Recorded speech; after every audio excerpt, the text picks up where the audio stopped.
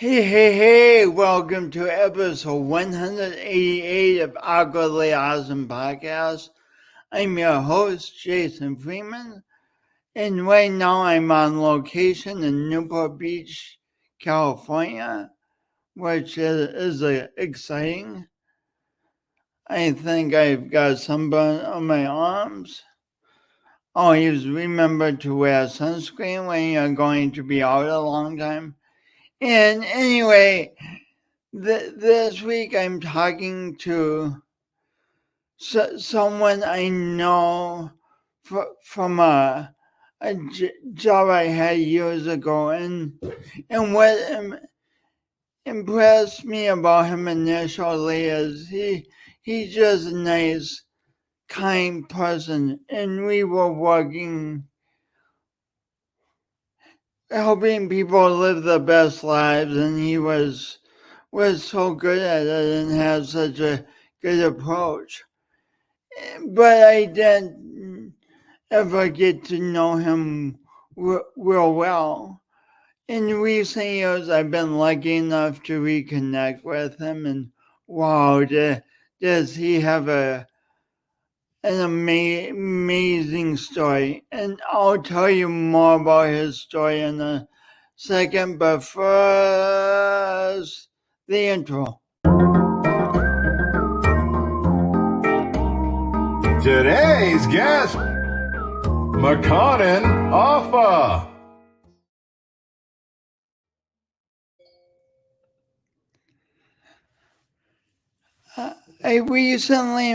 Welcome back to Awkwardly Awesome Podcast.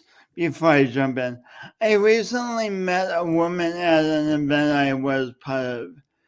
She not only knew my friend Mekonnen, but said he had given her the opportunity to move from California to play college soccer for the team he coached in South Dakota. I'm not quite sure how he did this because Southern California, no snow.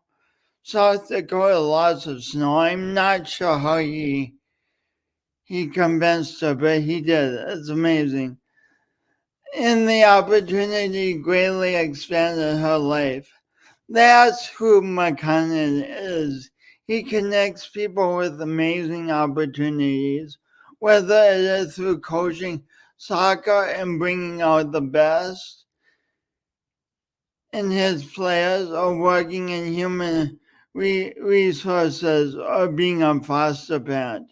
Born in Eritrea, Mekonnen immigrated with his family to the United States when he was 8.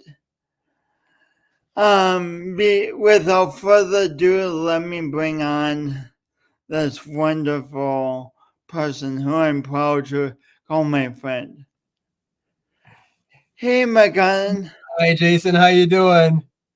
I'm really doing great. How are you doing? I'm doing great. I'm glad that we can have this time together today.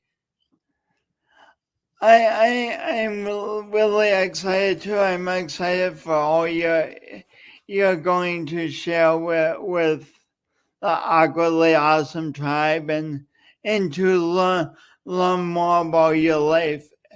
Every every time I talk to you, it's like you say, "Oh, by the way, this amazing thing happened. Oh, by the way," and so I'm excited for what else I get to learn. Yeah, no, it's I love life and just thank God for every day and every day that I get, and so and I get to share that with people that I'm close with and good friends with. So I'm glad that and enjoy every opportunity that we get to connect.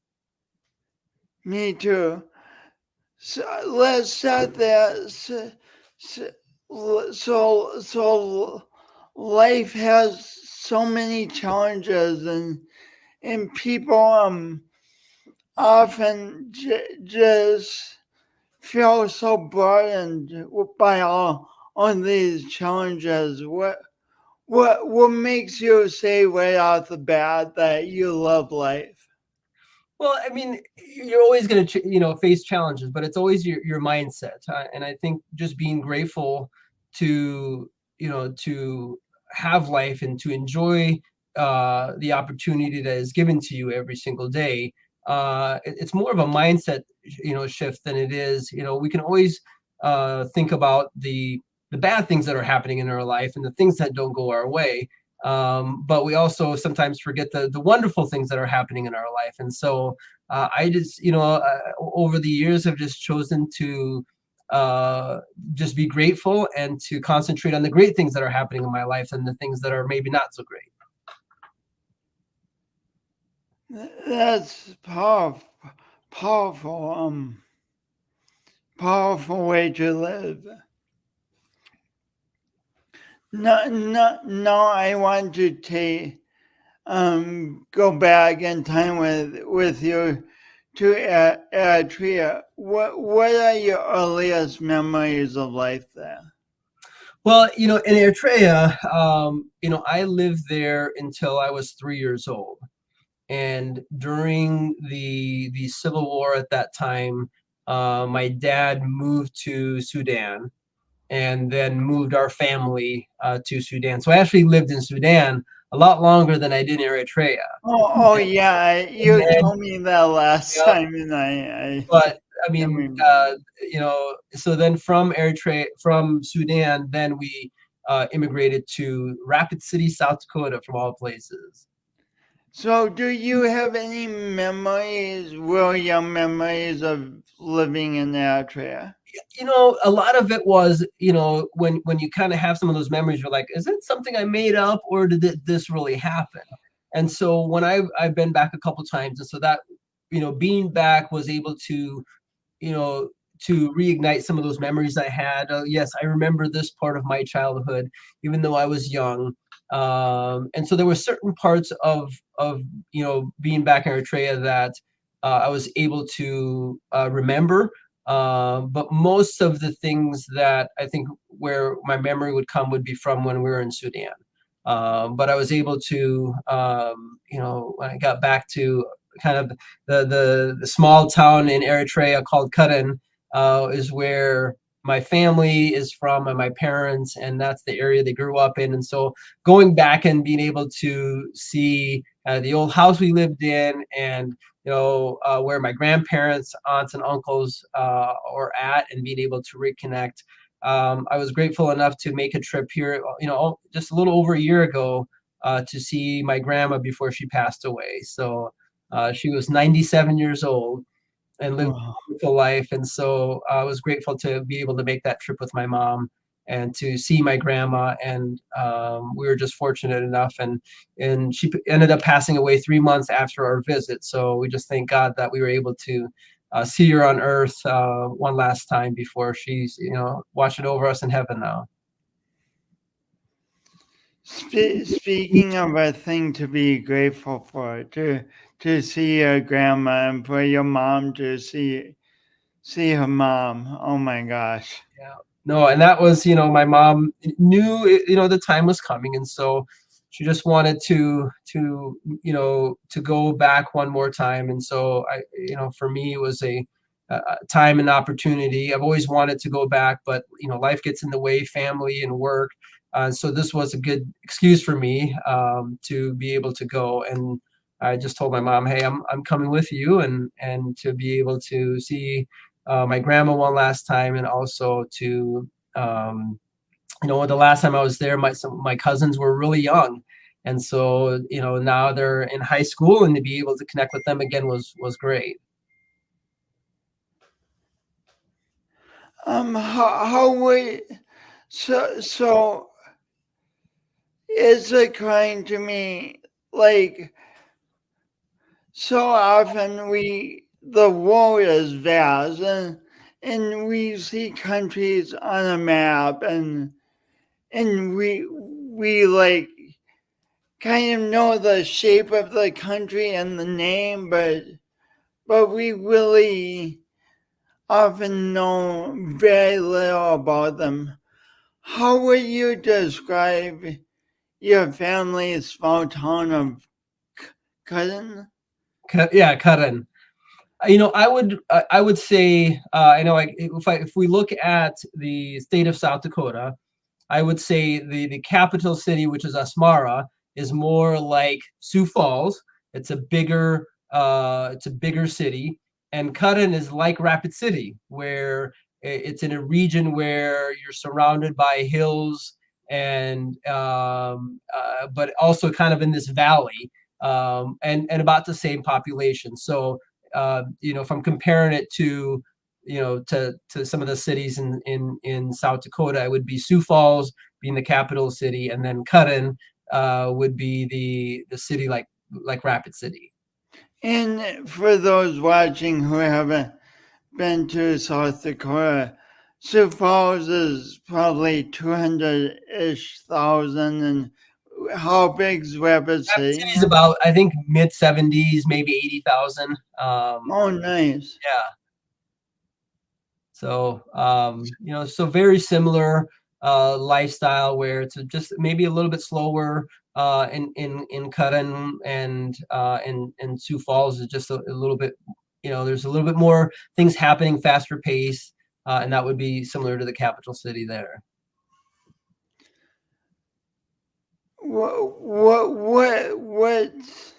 What stood out to you about being in Cutten this past trip that you hadn't really noticed before? Well, I think there's two things that really stood out to me. One, I mean, Eritrea is a very diverse country. And when I say diverse, there's 9 different languages spoken there. Nine. Also, with faith, I mean, Cutten would be about 50% Christian, Roman Catholic, and another 50% Islam. But being able to live in harmony, and where, even though people have different faith, they still are saying we're Eritreans, and they live together with peace. And so that was one thing that, as you see in the news, sometimes there's where they're the perception of Islam and Christianity, and they're two, and people can't live together having two different faiths. But that's not what I experienced there.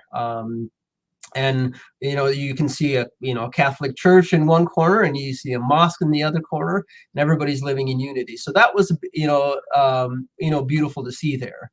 The other part is people are just grateful for every day and the opportunity to just have another day. Some of the happiest people that you will see there, and in U.S. standards, would say, well, that's poverty, or they don't have much. But are still just grateful. And so people are happy there for different reasons than, maybe would be in the U.S. In the U.S., I think you grind, you want to make a living for yourself, and you want to be able to buy things and have things. But it's hard there, where, the job opportunities and things are not quite, where even the people that live there would want. But they're all grateful for just being able to, one, to be free, but also just to be grateful and thankful to God for every opportunity, everything that they have. People value more life and family than kind of some, the material things. And wealth is not defined by the items that you have. It's the nucleus of the family, and having parents and grandparents and aunts and uncles all nearby. That's what's valued. When your family moved to Sudan, was that just your immediate family, or? It was, yeah. My dad moved first and relocated to Sudan, and then again with just some. It was, he wanted to just at that point, I think there were 4 kids, moving from Eritrea to Sudan, and just a better life for our family. And my parents really sacrificed a lot to make that move, and then also a bigger sacrifice to move to the United States. What memories stand out to you from Sudan? I think being a big soccer fan, I think some of the things as a youth, being able to go to some of the professional, where we consider professional, but it's playing on an open field, and where fans just stand around on the sidelines and watching games. But my childhood, as I think, even though compared to what I think here, you really didn't have anything, but I don't remember not feeling, um, unhappy. You played with friends, you came home, you were safe, food was provided. And so I just remember it just being a happy, childhood. Um, in the United States, having possessions is such a major part of life. Can you describe the difference in mindset? I think, here, time is almost taken away from you. I feel be taken away from you by work and activities, and you're always on the go, go, go. When I was, back home a year ago, you woke up in the morning, and at that point you have breakfast with your family. You might go out, because it's still cool in the mornings there. You might do some house chores. The afternoon is really coffee time, and that's the time for friends. They might come over, and you spend 2-3 hours just having a conversation and talking. And it was funny when I was back home, and when I came back, I said, here in the US, you have ancestry.com, and you have some of these others to kind of figure out, where you come from, and your bloodline. But when I was there, your aunts and uncles, all that family information is just passed down generation to generation in those conversations. And so it was interesting to me when you're visiting with family, and they're talking about, well, that generation, they were married to this, and you're kind of a third cousin to them. And I was like, how do you remember that? But all that time is that, and that knowledge and that history is passed along during that time where you have time to just sit and have coffee time. There is a special time for a gathering, and it's not just kind of brewing coffee and drinking it. There's a process to it, and so that time is really where some of that knowledge and some of that history gets passed down from generation to generation. And I learned so much just in that time that I was there, that you wouldn't know. And I'm like, how did the people remember all that? But just part of the routine that they have those conversations, that time together. Having so much time to talk to each other sounds amazing. Yeah, it was certainly refreshing for that. You sometimes you get the busyness of life here, of just constantly the go, go, go. So it was a good reminder to just kind of take some time and make sure that you make some of that time together as a family, which here you have to be more proactive to do that, because your time will be taken by other things, where there it just naturally happens. So sometimes I know I worry about running out of things to talk about with people I'm around all the time. What are your reflections on that, based on what you saw with your family? Yeah, that time also is where sometimes neighbors would come over, some family friends would come over, and so there's always conversations. And when I was, we left when I was younger, but people coming in talking to me about my parents, how they were when they were younger, and my grandparents. On my dad's side, I never met my grandma. He passed away when my dad was younger. And so hearing the stories about my grandpa, and how generous he was, he owned a local kind of a convenience store, where people came and didn't have money. He he would give it to them. And so everybody knew the generosity of my grandfather at that point. And so even when I went back home, that store has been sold and there's new owners, but they still know it as the Afa convenience store.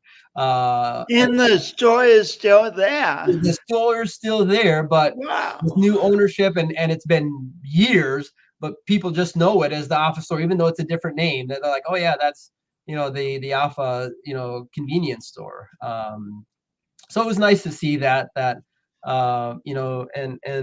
kind of the generosity of my my great grandfather, and I can see some of that in my parents to this day.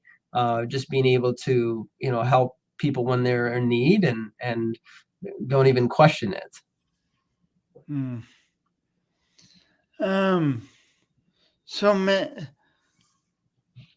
So many ways to go with this conversation. It's exciting. So you mentioned getting to watch soccer in Sudan and loving that. Did you also play soccer? I did. I mean, growing up, that's the only sport I knew. And then when we moved to the United States, the first ball I saw was a football, and I really didn't know why the ball was shaped that way and the bounce that way. But we quickly found out it was a different sport. But we were fortunate enough when we moved to Rapid City, we get connected within the community, and even from coaches there that really took us under their wings. And with a big family, they took us to practice, brought us back. So just continue to grow in that sport and love the sport, and had opportunity to play in club there and then play in college. And then that just kind of moved on to a career that I didn't think would really happen.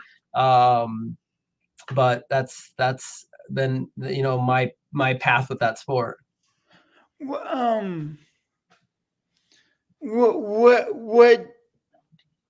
did you love about playing soccer? There's always, one, it was just a sport that growing up, and even in the US, it was just kind of that outlet where you just went and had fun.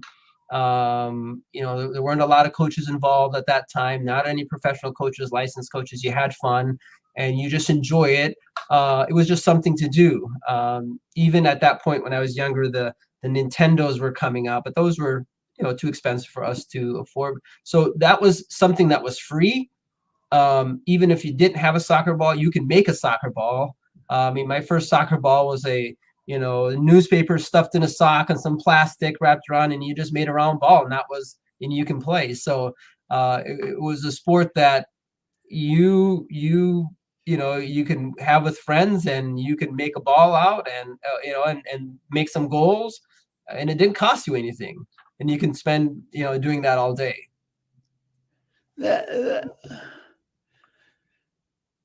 That really says something about the ingenuity of kids. If you don't have a soccer ball, it's not game over. You just figure out how to make a soccer ball. Yeah, that's beautiful. And then not having a Nintendo allowed you to be outside, have a joyful physical activity to exercise. So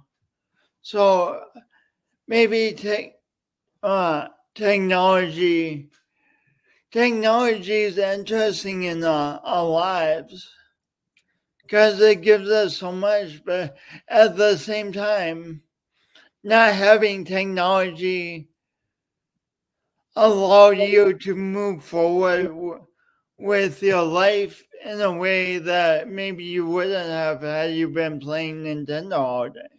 Yeah, absolutely. I think technology, as you said, has given us a lot, but it also has taken away a lot. It's really taken away, childhoods, as I see, even with our own kids, being able to say, we're going to have to limit technology. We're going to have to limit, your time on there. TV, growing up, cartoons were only on Saturday mornings, and now they're on all the time.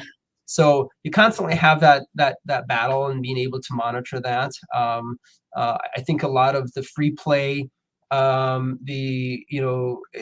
missing.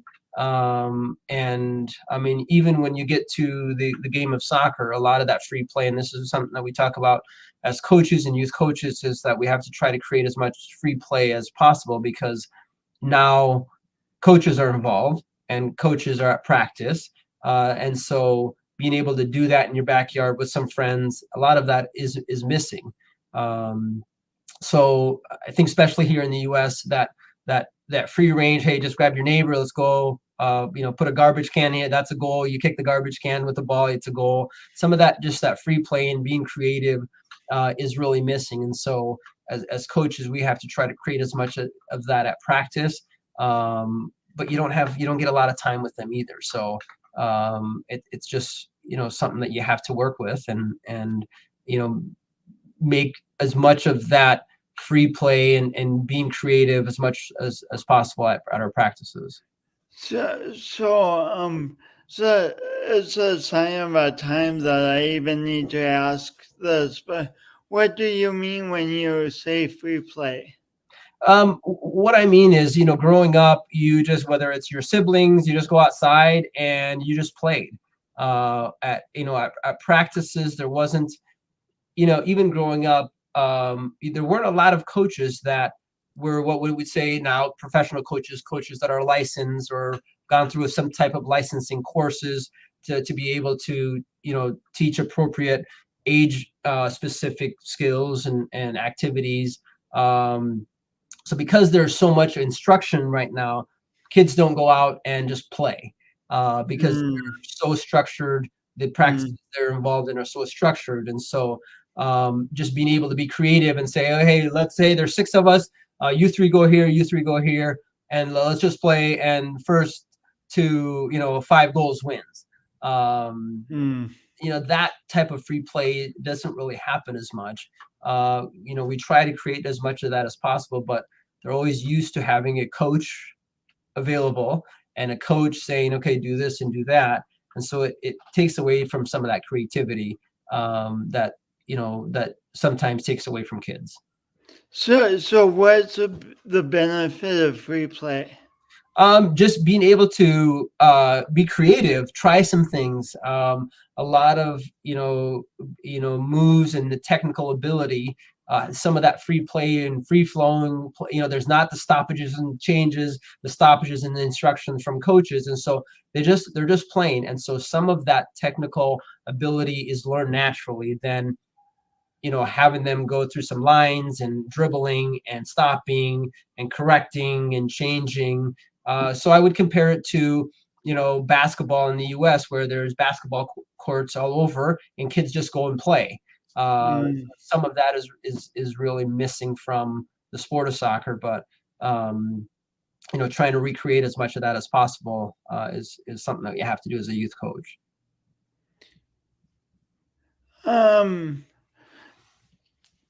So many things. So like as a kid, your life was in Sudan. Sudan is what you knew. You going to see the soccer matches and playing soccer and the climate and the language. What does a 8-year-old kid do when you suddenly learn, hey, we're going to the United States now? What do you do with that? How do you comprehend that? It really, we knew we were going to the United States, but I didn't know what the United States was. And so we just, remember getting on a plane and, a couple different stops along the way. We got sick on the way because you're eating things that you're not used to. But then you show up in the US and in September, and it was cold. And so there's that shock of the weather. And I think that, in 83 is when we came, which was one of the coldest winters at that point. And so spent a lot of time indoors during those few months that we arrived in the US. Had you studied English in We did not. Sudan? No, we didn't. My parents went through some basic English courses there, but it was really more of a hi and yes and no. So then when we moved here, we were fortunate enough right at the beginning of the school year to get integrated into the school system. So my sister and I, my oldest sister and I started. My other two siblings were just, or three siblings were just too young at that point. So as an 8-year-old, I started in first grade, and my sister started in second grade, and it's amazing how quickly you can pick up the language when you're integrated in that. And so we were able to, after 6-7 months, we were able to communicate, and we were grateful for the teachers that took the time to do some extra tutoring with us. But really, when we got there, we were the ones interpreting for my parents at that point, because we were able to pick up the language so quickly.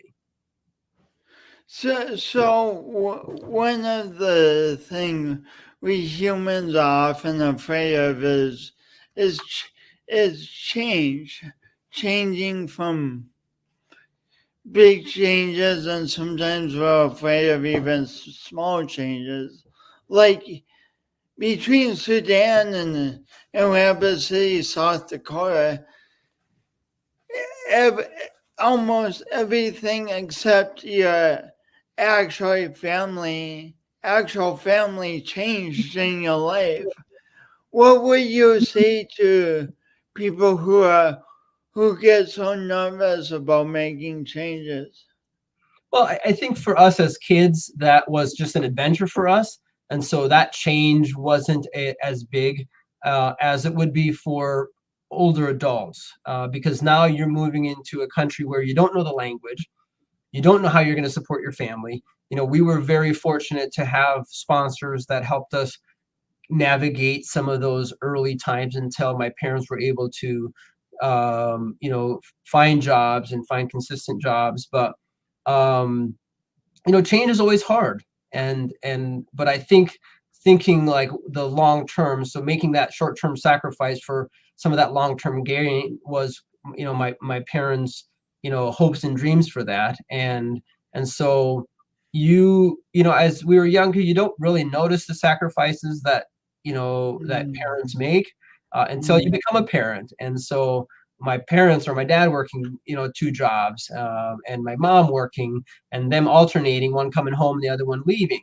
Uh, and so you don't understand the sacrifices and that your parents make.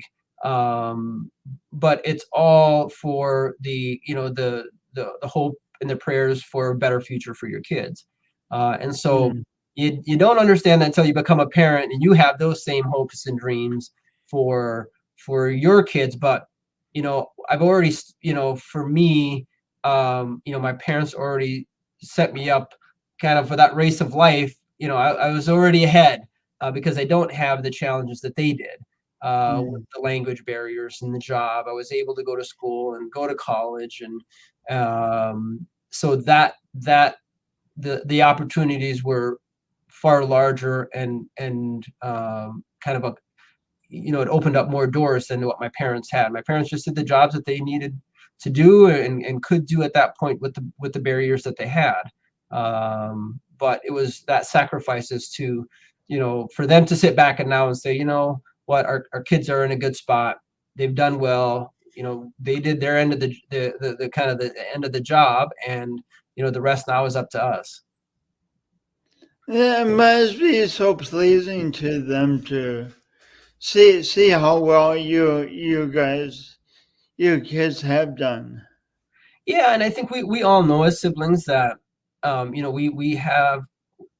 we had an opportunity, or got an opportunity that a lot of people want, a lot of people in different countries that want that opportunity to better themselves. And so just realizing earlier on that we have an opportunity that a lot of people don't get. So let's be grateful. Let's be able to do something with it.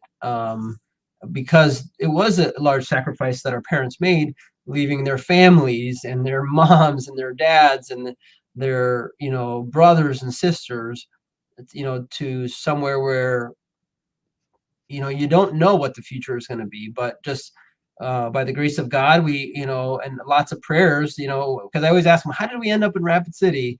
And they say lots of prayers, because their prayers was to go to a smaller city and, to be able to raise, a large family at that point. There was, 6 of us that came at that time. Mm, Or, I mean, mm, and then, my youngest brother was born here. So there's 7 kids total in the family.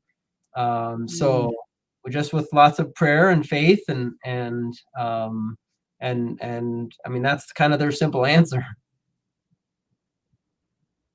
mm. Um, be the more I think about it, being an immigrant is and raising a family over here is not. I mean, it's a challenging course course to take to like say, hey, I envision something new and better for my family, and I'm going to to do all I can to make it happen. There's a lot of drive and a lot of determination in that. Yeah. No, absolutely. I think you know, everybody always wants a better life. And I think currently, especially in the landscape that we're in with immigration, it's tough to see. And, you know, people leave their country, whether they're coming here legally or illegally, because they're fleeing something. And so, we were fortunate enough to come through the immigration service. But also, my heart goes out to those that are taking the sacrifices and are willing to take the risk, to come here illegally, even though, those, whether it's the right way or not the right way, they're fleeing something. And so I know it's a polarizing thing that's in our country right now, but you just you feel sad for them. Uh, and it's it's a tough thing to see. Mm-hmm. Mm-hmm. So, There's so many dimensions to life.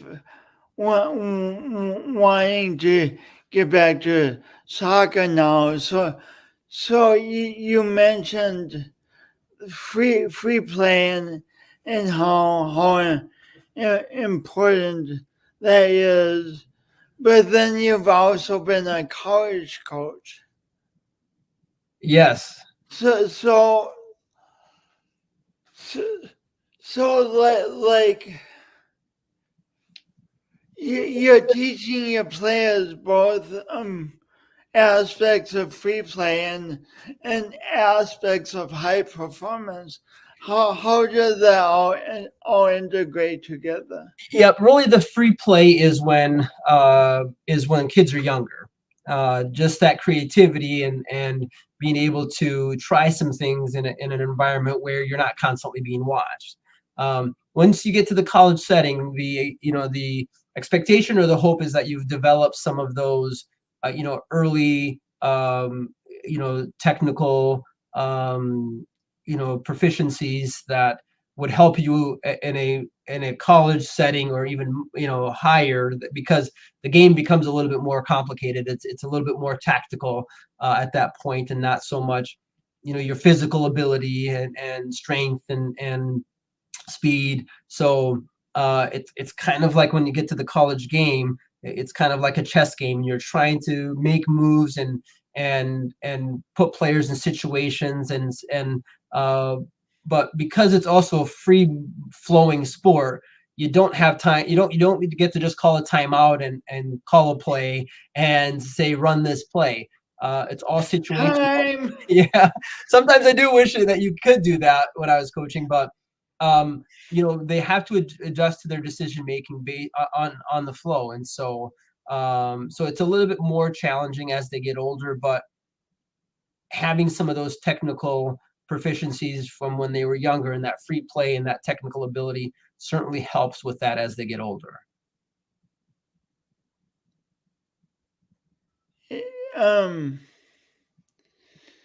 Is there a way that someone can walk on and play college soccer?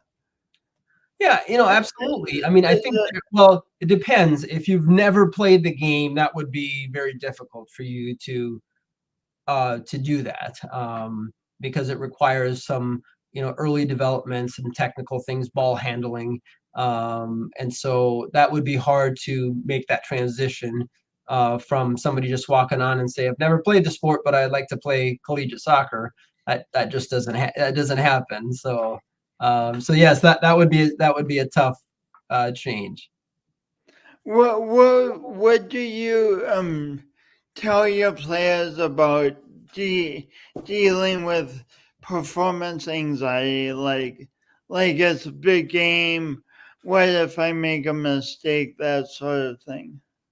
Yeah, I think there's always that stress of performance, but it's not so much, any sport that you play, the one team is trying to create errors, for the other team, and by the way that you do things and the way that you move and the way that, so you're trying to get the other team to make mistakes. So mistakes are going to happen, and that's just part of the game. And so the more important thing is how you react to that failure. And so there's going to be multiple failures. It's just how you react from that. So it's being able to help kind of change that mindset. It says, I don't care so much of the mistake that you make. I'm more interested in the reaction, how you recover from that mistake. And so if you're able to react mentally right away after that, it's not a problem, because it's a game of mistakes. And you're trying to minimize those mistakes, and so those are going to happen. You play better teams, you play faster players, but how do you overcome that? And so it's more of the reaction and your response to the failure than it is making the failure. Now if the failure continues and you see that, okay, that now the confidence are low, and now as a coach you have to make a change at that point, for the team, but also for that individual. Is there anything else you can say about recovery from? Well, I think preparation is a big part of it, and so as much as the repetition of the things that you're doing, will help you with that and the recovery. And so if you don't prepare well, all you can do is, if you get out there and you say, I did my best, that's okay. And I think there's more performance anxiety now than there was before. I think part of that is social media. That's a big part. Electronics, just before you can make a mistake and nobody will know about it, but now there's that you make a mistake, people are tweeting it, and it's going out in social media. You can see it in the news, and so that just causes some more anxiety for athletes. That it just is added pressure. But I think as coaches and coaches, and for me, I right now I work with younger kids, and so you just encourage them that mistakes are just part of the game, and more worried about how you react to that and overcoming that and helping them overcome some of those, so that as they get older, those are things that they've practiced already, and it's been part of their development, and so not making mistakes a big deal.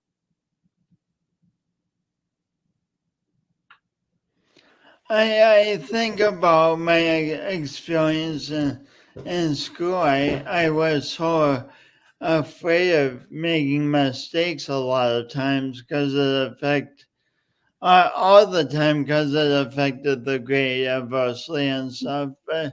But to really teach that mistakes are part of the game and it's how you recover from mistakes and learn from mistakes. That's going to be the decisive factor. It sounds like a great teaching. Yeah. No, it is. I think we have athletes right now, and I coach kids that are 10, 11-year-olds, and we talk about that is that, sometimes we talk there's, talk about the reaction to a mistake. And so, that's just an advertisement to everybody else to say, okay, that person is down. And sometimes that can be used against you, as a disadvantage from other players saying, okay, that kid's made several mistakes. He's putting his head down, putting his hand on his head and kicking the grass.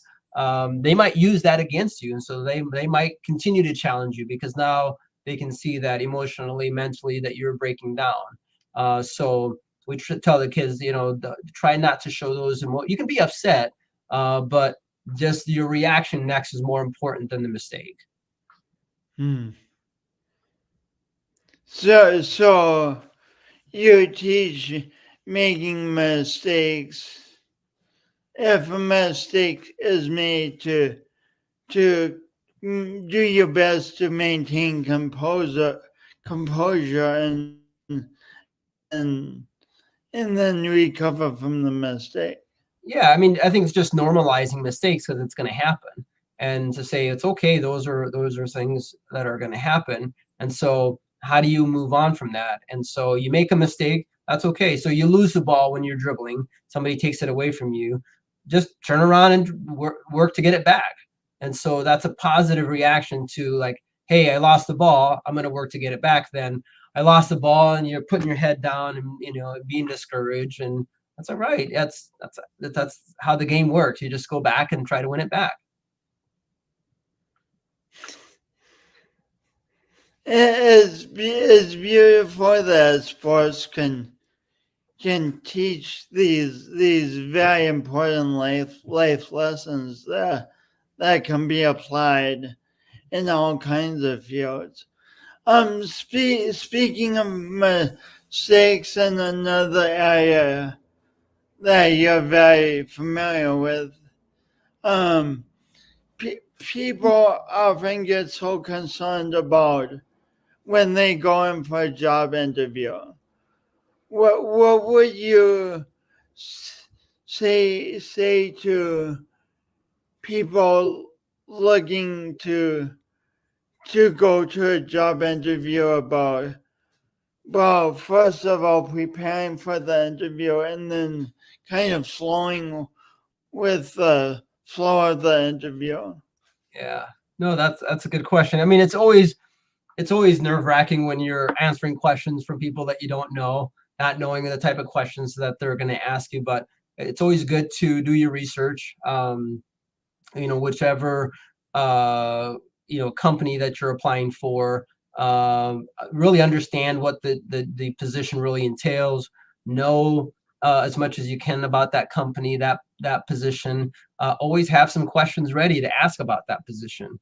And so a lot of that kind of preparation. I would also, do a mock interview with somebody, have them ask you some questions, and just be able to be prepared for it as much as you can.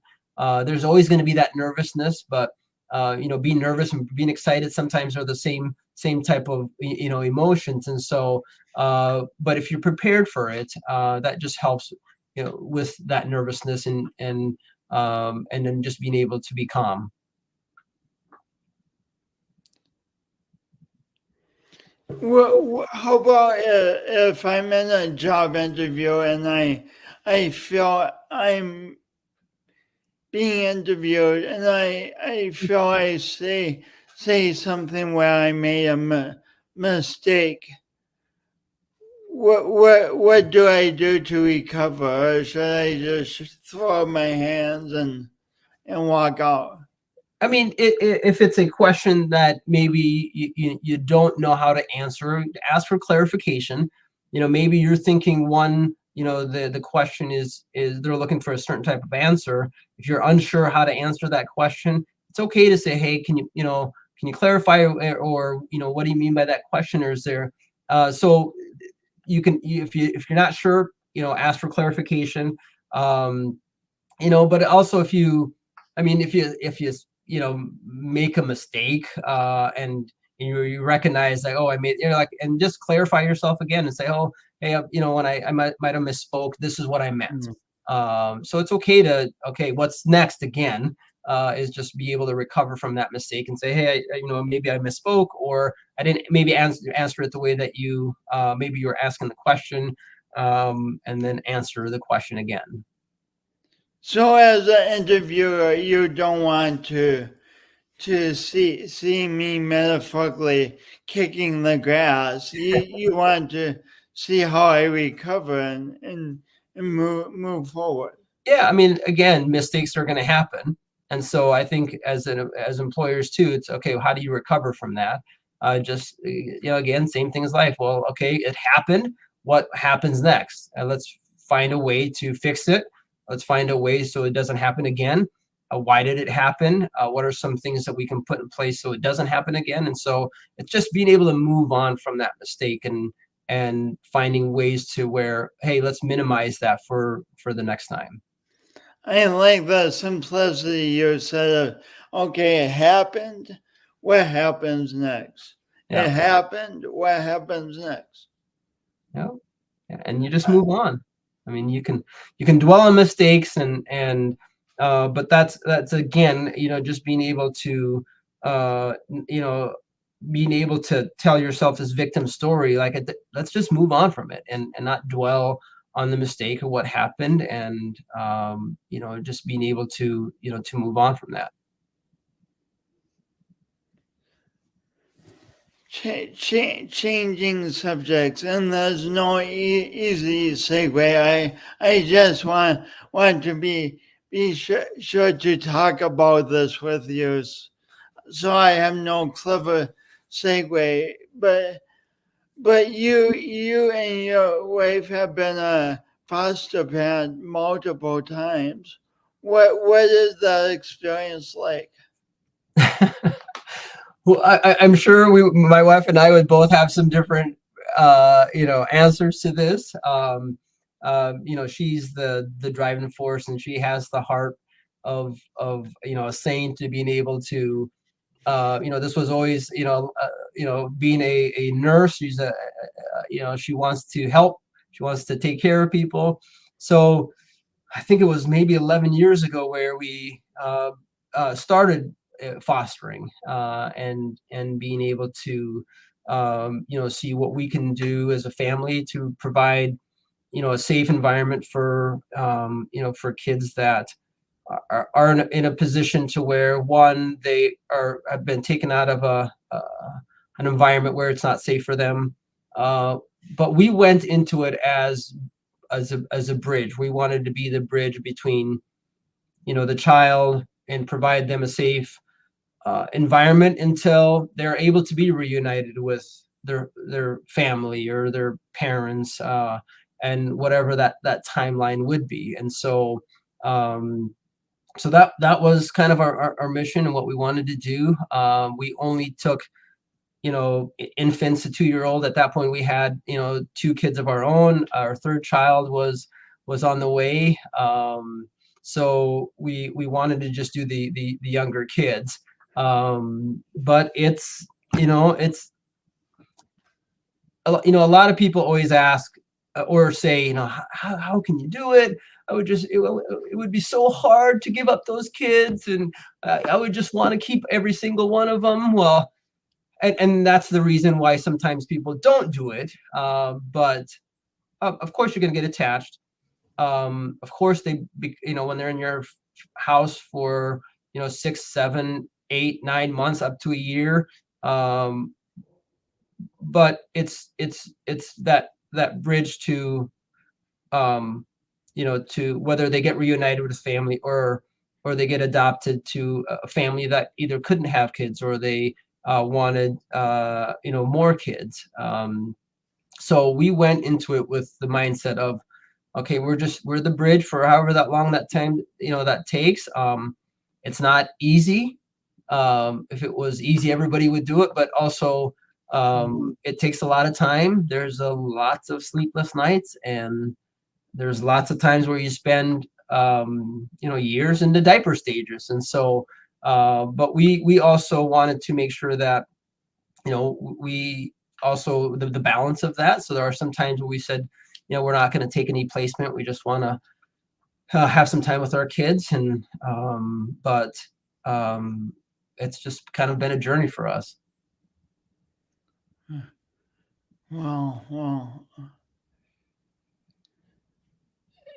it sounds such a powerful gift to the child and also the world, to be that bridge, to provide a safe place, to provide consistency, provide home at a time where a kid really needs and craves that experience. Yeah. No, it's a pivotal, stages in their development, and to be able to have some of those, natural connections. And I mean, we were fortunate to, my youngest daughter we adopted through the foster care system. We have a little guy with us right now that is transitioning to another family for either possible long-term care to adoption. So we're excited for that transition, but also sad at the same part because he's been part of our life for the last 8 months. But we pray that only God knows what the plan is for the future, and we can only trust in that. And so for that time, we were willing to be that bridge for this little guy, and we pray for that next transition for him and his future also.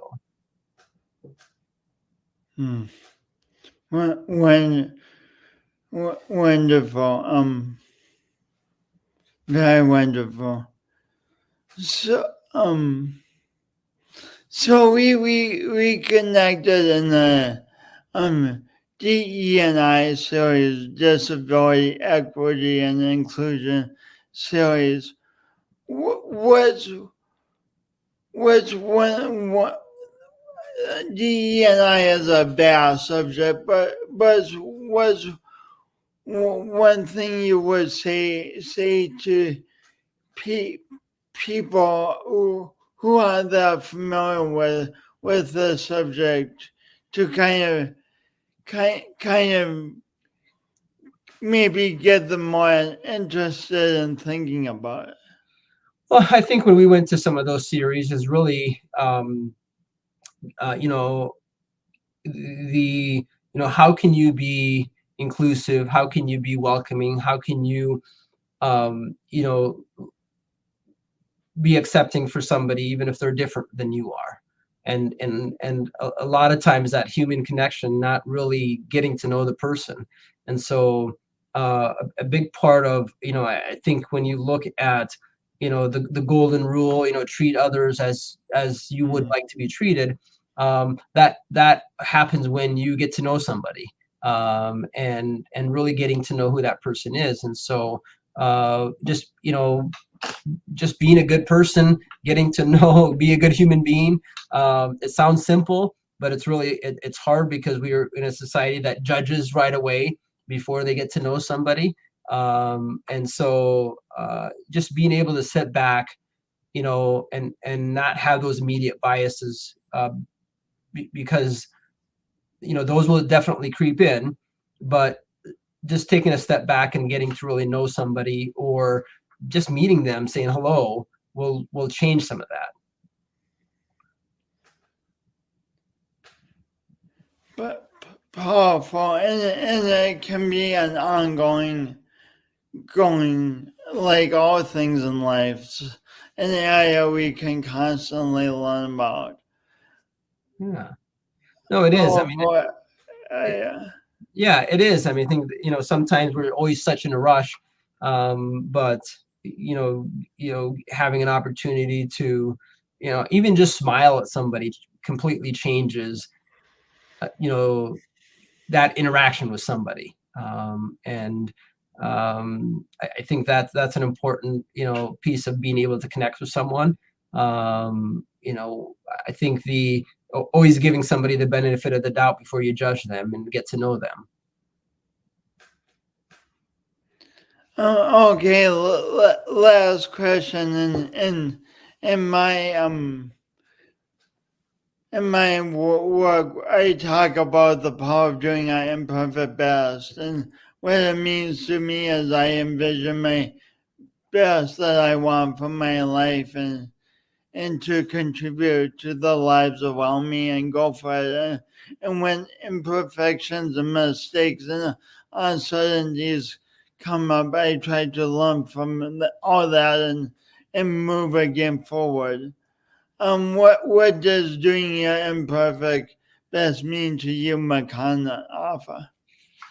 I mean, what that means to me is, one is just being okay with who you are. Um, God made us a certain way, and being true to yourself, and not not trying to be somebody else or what somebody else wants you to be. So be your true self, and whether there's some imperfections, you have to take those, and you're a great example with being you're the best of yourself. You're able to connect with people because of the best. You are bringing the best of yourself, and letting people know that who you are. And we met through work, but we reconnected through that seminar, and we've been able to have coffees together. And so I like you, Jason, because of the type of person you are and your character, and that aligns with who I am as a person. And so I enjoy the conversations that we get to have. I very much enjoy them too. And thanks for taking the time to have this conversation. I know you're off now to actually go coach soccer, so thanks for taking this time, my friend. You are welcome anytime, Jason. And I always cherish the time that we get to have, and look forward to the next time we get to go have coffee again. Yeah, me too. It'll be fun. Yeah. So, all right, Jason. So good, so good. It's just I love. I mean, interviewed after an interview like this, I'm like, wow, humans are really wonderful. Doing this awkwardly awesome podcast week after week really builds my faith in humanity, and builds my faith in what we're going to create as a world going forward. Yeah, yes, there are so many problems and challenges on and on and on and on, but also there's so many good things like Mekonnen's parents saying, hey, we're going to do what it takes to give our kids a better life. Mekonnen and his wife saying, hey, well, it's a lot of sleepless nights, but we're going to be a bridge for foster kids. Mekonnen's being like, oh, coaching soccer is not always easy, but I'm going to do it because it means a lot to the kids, to the fans, Anyway, it just keeps rippling out, and know you are a part of that ripple. Thanks for tuning in.